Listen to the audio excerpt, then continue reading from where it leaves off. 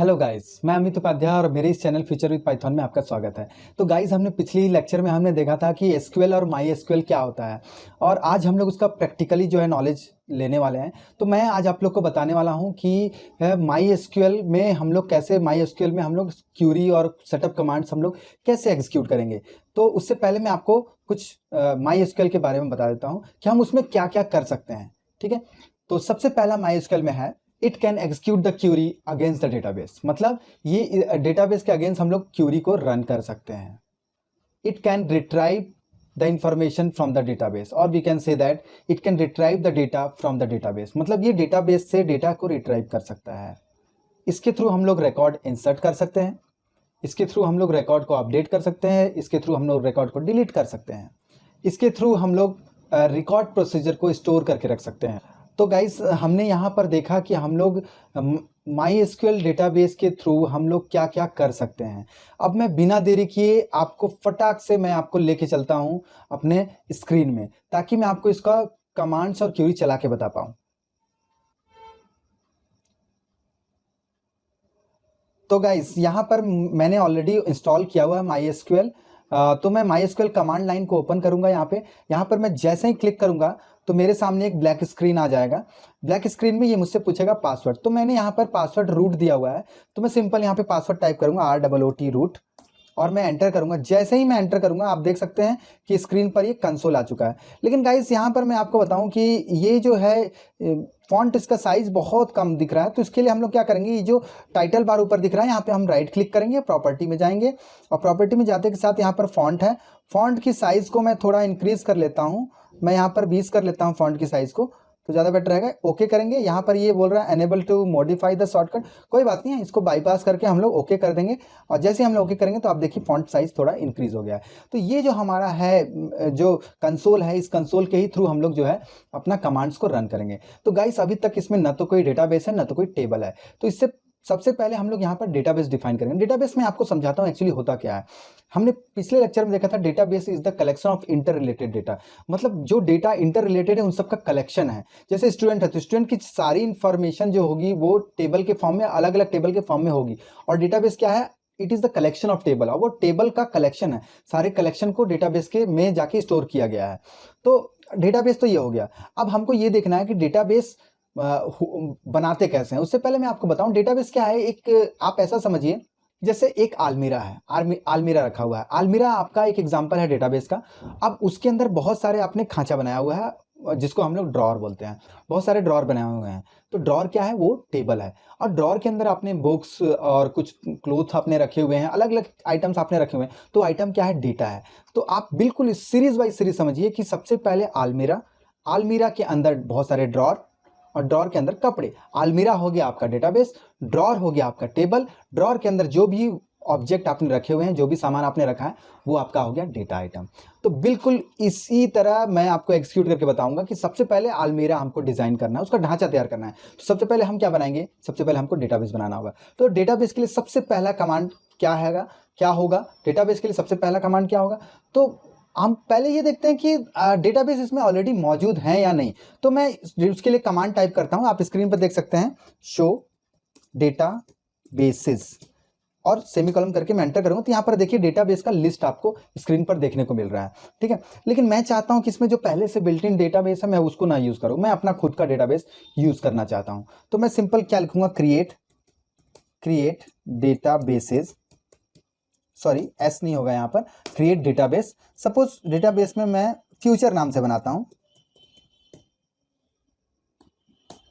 Guys, यहां पर आप देखिए क्यूरी ओके, 1 रो अफेक्टेड।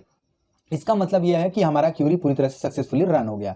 हमने सक्सेसफुली फ्यूचर नाम का एक डेटाबेस डिजाइन कर लिया।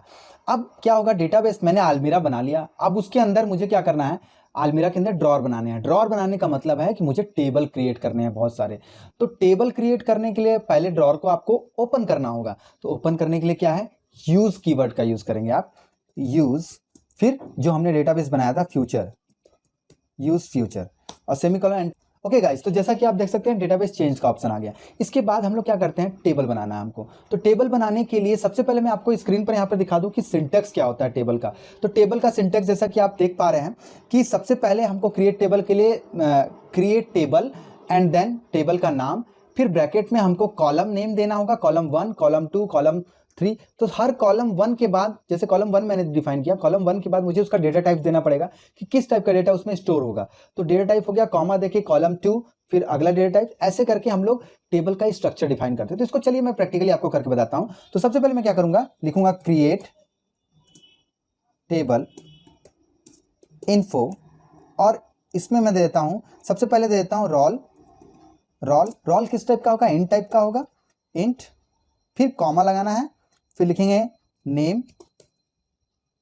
ये नेम किस टाइप का होगा, ये टेक्स्ट है, टेक्स्ट फॉर्म में आएगा, तो इसको मैं वर्कर टाइप कर लूंगा, VARCHAR वर्कर। इसको मैं नेम को मैं दे देता हूं 30 कैरेक्टर मैक्सिमम स्टोर करेगा। 30 देने का मतलब है कि 30 कैरेक्टर मैक्सिमम स्टोर करेगा।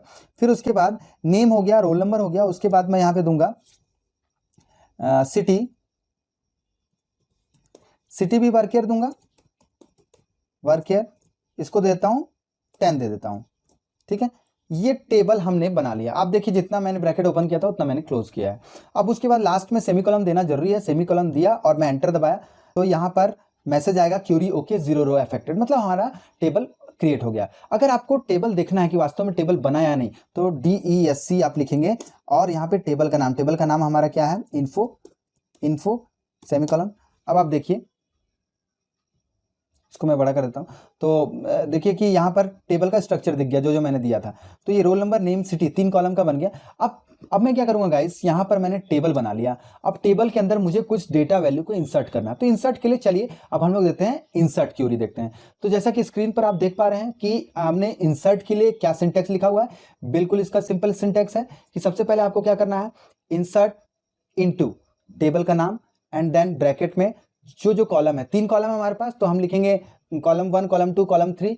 कॉलम 1 में रोल है, फिर नेम है, फिर सिटी है, फिर ब्रैकेट क्लोज करेंगे। उसके बाद हम लिखेंगे वैल्यूज में हम लोग जो वैल्यू जिस सीक्वेंस में हमने कॉलम डिफाइन किया उसी सीक्वेंस में हम लोग वैल्यू भी देते जाएंगे। तो चलिए इसको प्रैक्टिकली करते हैं। तो लिखेंगे इंसर्ट, तो चलिए इसको हम लोग प्रैक्टिकली करते हैं, insert into info,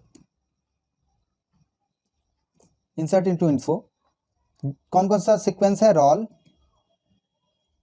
comma name comma city in bracket and then values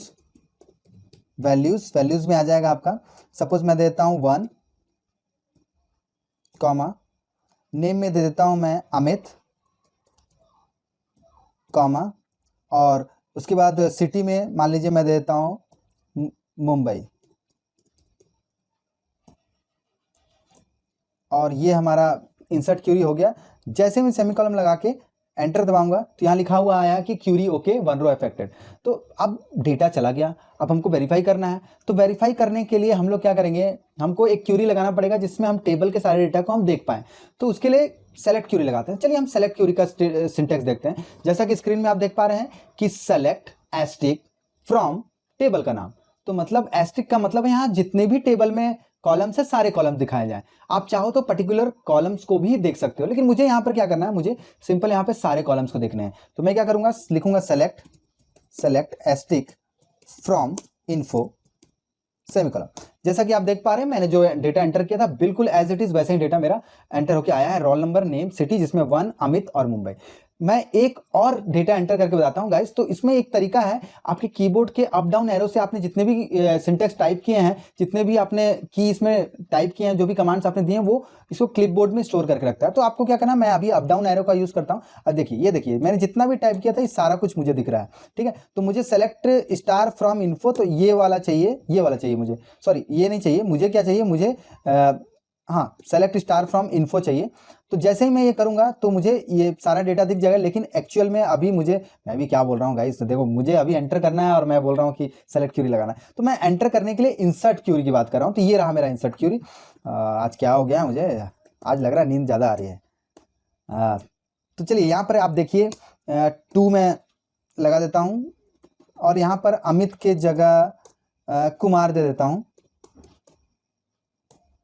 Amit Kumar, और ये भाई साहब जो हैं कुमार, ये कहाँ रहते हैं? ये दिल्ली में रहते हैं,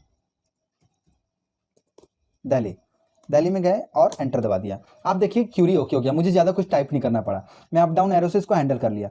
अब उसके बाद अब मुझे फिर से वापस से देखना है कि क्या डेटा है इसमें, तो सेलेक्ट स्टार फ्रॉम इन्फो करूंगा। तो आप देखिए स्क्रीन पर देख पा रहे हैं नीचे में कि अमित का डेटा है रोल नंबर 1 और रोल नंबर 2 क्या है, किसका डेटा है? ये है कुमार का डेटा। अब गाइज यहाँ पर थोड़ा सा मिस्टेक मुझसे ये हुआ है, मैं चाहता था कुछ और, मैं चाहता था कि कुमार ना डालूं। सपोज मान के चलिए मैंने मिस्टेक नहीं किया है, लेकिन मैं चाहता हूं कि कुमार वहां नहीं आना चाहिए, अमित की जगह मान लीजिए उपाध्याय आना चाहिए, सॉरी कुमार की जगह उपाध्याय आनी चाहिए।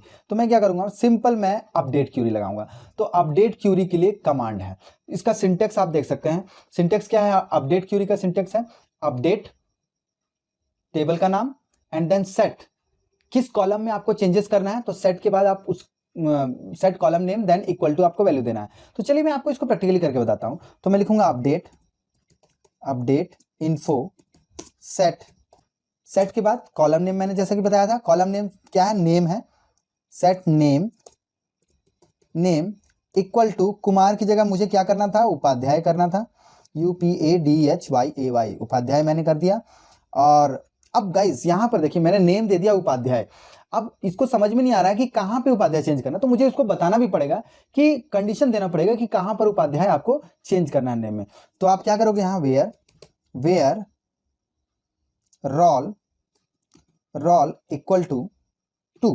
तो यहां पर मैं कमांड क्या चला रहा हूं गाइस? अपडेट इन्फो, मतलब इन्फो टेबल को अपडेट करना है। किसको सेट करना है?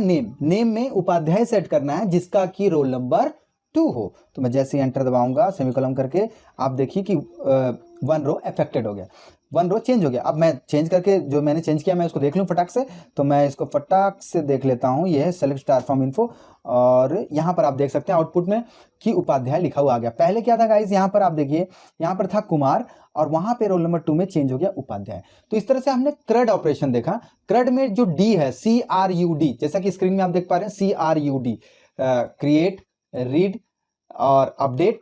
अब हमको देखना है डिलीट कमांड देखना है। तो डिलीट कमांड में सपोज मैं उपाध्याय को डिलीट करना चाहता हूं, उस रो को पूरा डिलीट करना चाहता हूं। तो इसके लिए कमांड आप देख सकते हैं, सिंटेक्स में आपको दिखाऊं स्क्रीन पर, delete from table name, then condition हम लगाएंगे। कंडीशन में क्या लगाएंगे? वेयर क्लॉज का यूज करेंगे। वेयर क्लॉज के बारे में और डिटेल में मैं आपको बताऊंगा, लेकिन फिलहाल आप ये समझ लीजिए कंडीशन लगाने के लिए आपको वेयर क्लॉज का यूज करना पड़ेगा। तो मैं लिखता हूं delete from info delete from info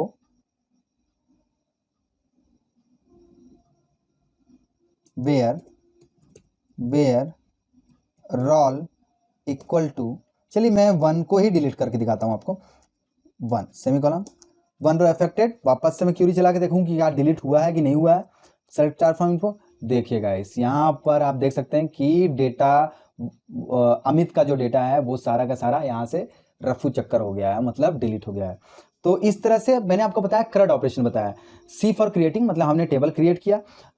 R for read, मैंने सेलेक्ट क्यूरी लगा के मैंने रीड ऑपरेशन आपको बताया कि कैसे हम डेटा को फेच करके रीड करेंगे। और U फॉर अपडेट, तो मैंने अपडेट क्यूरी लगा के बताया कि आपको डेटा चेंजेस कैसे करना है। और D फॉर डिलीट करके बताया।